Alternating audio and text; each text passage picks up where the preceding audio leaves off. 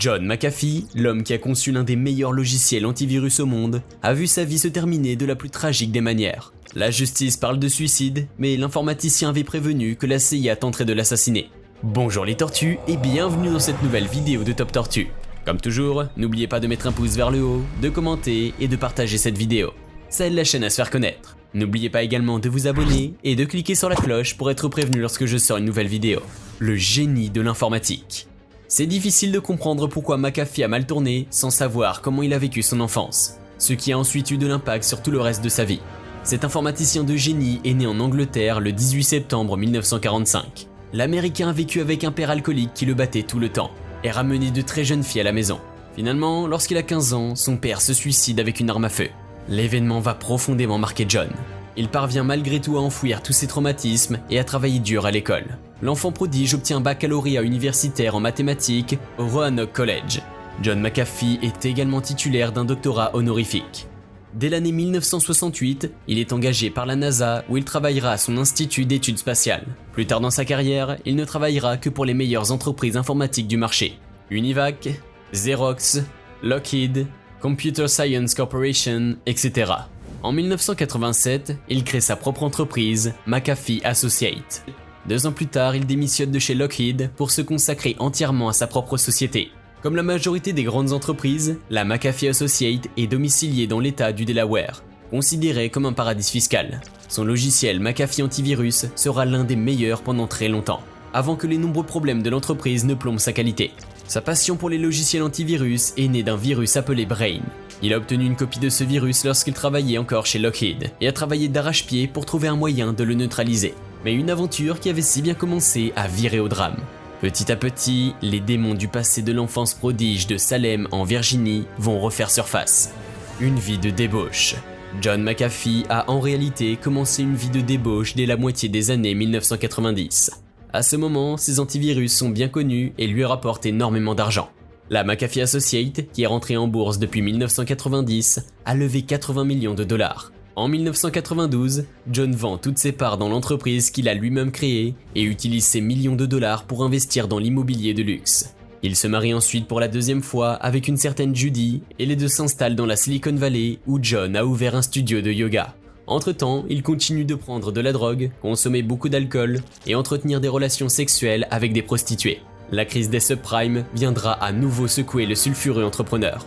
Il perdra beaucoup d'argent dans ses investissements. Finalement, il décide d'aller s'installer à Belize, un pays d'Amérique centrale. Avec une fortune à l'époque estimée à 100 millions de dollars, il a largement de quoi vivre sans stresser. Mais c'est sans compter sur son esprit paranoïaque.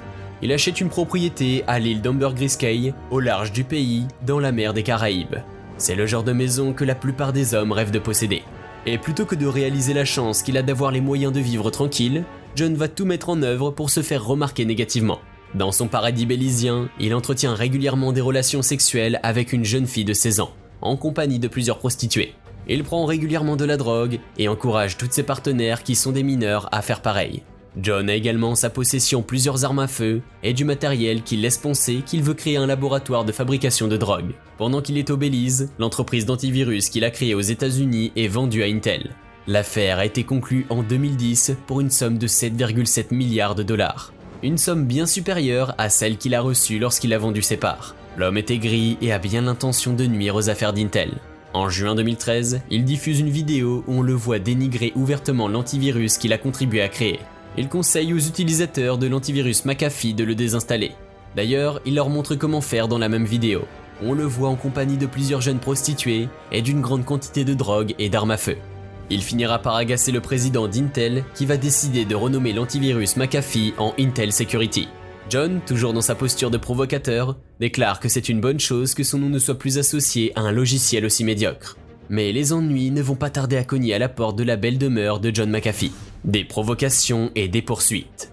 Les ennuis judiciaires de John commencent en fait le 30 avril 2012. Sa propriété à Orange Waltown, au Belize, est prise d'assaut par un raid du GSU, une unité spéciale de la police bélizienne en charge de la suppression des gangs et du trafic de drogue et des armes.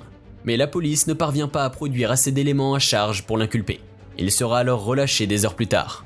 On a pourtant retrouvé 20 000 dollars en liquide, plusieurs armes, dont 7 fusils à pompe, 270 cartouches de munitions et une cinquantaine de chargeurs chez lui. Sans oublier une mineure de 17 ans bien installée dans son lit. Le 12 novembre de la même année, une enquête pour meurtre est ouverte contre lui. On le suspecte d'avoir assassiné Gregory Vian Fall, un autre expatrié américain tué par balle. Ce dernier venait de déposer une plainte contre McAfee. Gregory Fall reprochait au chien de McAfee d'être trop nuisible. Il se plaignait également de l'usage dangereux que John faisait de ses armes à feu. Face à ses ennuis avec la justice du Belize, McAfee se défend avec la paranoïa qui le caractérise depuis des années. Il affirme que le gouvernement bélizien lui en veut parce qu'il a refusé de financer leur campagne électorale. Il aurait été à la tête d'une vaste opération d'espionnage qui lui a permis d'infecter 75 ordinateurs offerts aux proches du pouvoir bélizien. Toutes ces élucubrations n'empêcheront pas la justice du Belize de poursuivre ses procédures. Sentant qu'il est sur le point de se faire arrêter pour meurtre, John va fuir au Guatemala. Mais il sera intercepté à la frontière et renvoyé aux États-Unis par les autorités guatémaltèques. C'est donc de retour aux USA en 2013 qu'il lance sa chaîne YouTube avec des vidéos provocatrices comme celle où il conseille aux utilisateurs de désinstaller l'antivirus McAfee. La vidéo fera 10 millions de vues aux grandes dames d'Intel. Plus tard, il rencontre Janice, une prostituée qui a pignon sur rue à Miami et l'épouse. Malgré son mariage récent, il annonce avoir de petites amies pourtant. En 2015, il est arrêté aux États-Unis pour conduite sous l'emprise de stupéfiants. Mais John McAfee est bien décidé à se refaire une fortune. Il flaire une opportunité dans le domaine des crypto-monnaies.